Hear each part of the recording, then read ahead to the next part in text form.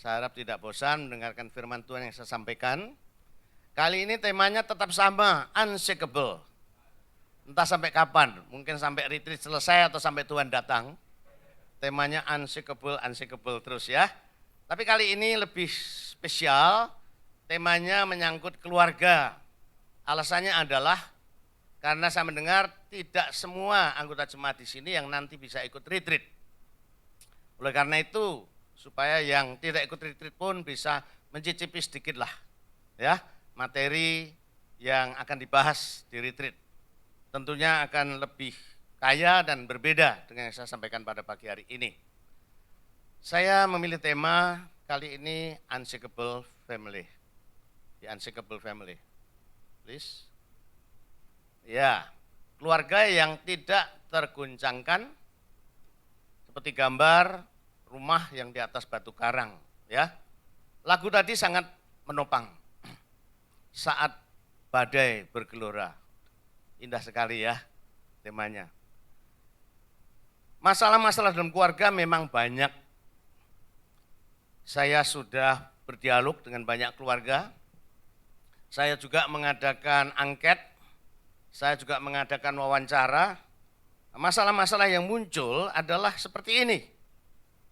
Perceraian, perselingkuhan, ini makin meningkat dan bukan saja di Amerika. Di Indonesia ada orang yang kawin 3 tahun cerai, kawin 3 bulan cerai, bahkan ada kawin 3 hari cerai, saudara. Ya, masalah kesehatan, masalah pendidikan anak, masalah pelayanan bahkan. Kadang-kadang terjadi konflik dalam keluarga karena masalah pelayanan. Padahal itu yang dirindukan kita bukan, aktif dalam pekerjaan Tuhan. Tapi seringkali dalam pelayanan pun bisa menimbulkan konflik dalam keluarga. Juga masalah pekerjaan, masalah ekonomi. Tetapi sengaja saya menaruh masalah komunikasi dengan red letters. Puncaknya. Dan ini saya nggak ngawur ya. Saya membaca buku-buku para pakar konseling, buku-buku keluarga, juga saya membuat angket dan wawancara sendiri. Kita lihat hasilnya bahwa masalah komunikasi ternyata menjadi masalah yang berat. Kita lihat, saya tanya kepada suami, saya juga tanya kepada istri, dan inilah hasilnya. Suami mengatakan masalah komunikasi itu terberat 14,71%.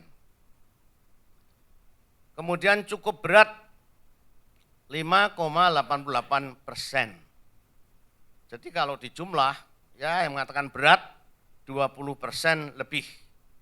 Bagi istri terberat 8,82%. Sedangkan cukup berat 14,71%, total 23% lebih. Masalah komunikasi adalah masalah yang sering terjadi di dalam keluarga. Lihat hasil angket di sini, juga wawancara. Bagi suami, masalah komunikasi menjadi masalah yang sering, bahkan tersering 14,71%. Cukup sering 5,88%, sama dengan yang di atas. Bagi istri tersering 8,82%, lalu cukup sering 14,7%. Totalnya 20:23. Jadi ternyata masalah komunikasi itu cukup menonjol. Karena apa? Di dalam semua masalah tadi, baik itu perceraian, perselingkuhan, kesehatan, pendidikan, dan seterusnya, masalah itu makin runyam dan makin besar jikalau tidak bisa berkomunikasi dengan baik.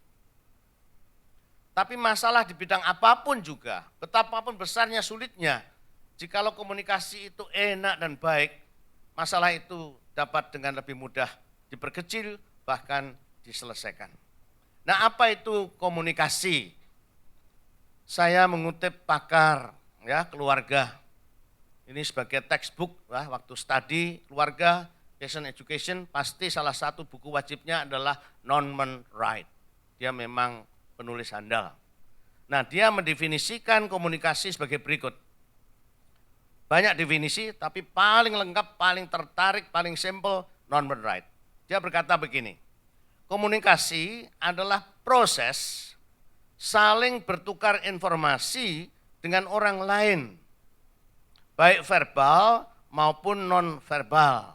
Non-verbal bisa lirikan matamu ya. Sedemikian rupa sehingga orang tersebut mengerti apa yang saudara maksudkan. Saling mendengarkan dan mengerti, terlibat di dalamnya. Nah, perhatikan, saya bukan iseng dengan warna-warni, tapi ada maksudnya. Kata proses, saya beri warna merah. Ini menunjukkan bahwa tidak pernah akan selesai kita belajar sampai mati. Ada orang yang bilang, Pak, masalah komunikasi ini waktu sulit sekali. Rata-rata orang bilang menikah itu setelah 3 bulan itu baru komunikasi lancar. Tapi kalau ditanya apa betul sudah bebas dari konflik dan sebagainya, semua mengatakan tidak. Sampai mati saudara. Kita terus belajar dan terus belajar. Merasa satu proses. Nah, proses ini adalah bentuk ing, continuous tense kalau dalam bahasa Inggris. Yang selalu belajar dan tidak pernah akan selesai. Dengan demikian dituntut waktu dan kesabaran. Kemudian kata saling, warna lain, warna biru. Komunikasi yang baik adalah saling, artinya both ways traffic. Bukan hanya monolog, juga bukan duolog. Tahu bedanya monolog dan duolog? Bukan hanya menulisnya lain. Monolog itu seperti khotbah ini monolog ya. Duolog dua-duanya berbicara. Tetapi yang satu berbicara tentang KKR, kebaktian, praise and worship. Yang satu bicara tentang tadi ada durian Petruk di mall, murah. Ya dua-duanya bisa bicara, ayo Pak cepat pulang kebaktian nanti duriannya cepat habis gitu. Tadi yang khotbah bagus loh, gitu ya. Cuma sayangnya kepanjangan, nah misalnya gitu. Jadi yang satu ngomong, yang lain juga ngomong. Tapi yang satu masalah firman, yang satu masalah durian. Betapa sering kadang-kadang dalam keluarga kita itu terjadi, bahkan tidak jarang dalam mobil. Setelah dijawil suami ini, setuju Pak? Apa? Lo ngomong sampai menirin kata orang Jawa gitu ya. Sampai ngiler ngomongnya. Ternyata setelah ditanya, gak ngerti. Dia juga ngomong. Baru hampir ngomong saya tanya, kamu mau apa? Lupa. Baru berapa detik, pernah enggak sudah ngomong gitu? Mam, aku mau ngomong apa ya? Lupa. Saudara, betapa masalah komunikasi ini sering kali terjadi dan terjadi kemacetan, ya, kemacetan. Jadi itu satu proses dan harus saling. Kalau saling itu artinya bukan dua-duanya bicara, tetapi dua-duanya itu saling menanggapi, ya. Bahkan yang bagus bukan hanya reaksi, tetapi respons. Sudah tahu bedanya reaksi dan respons?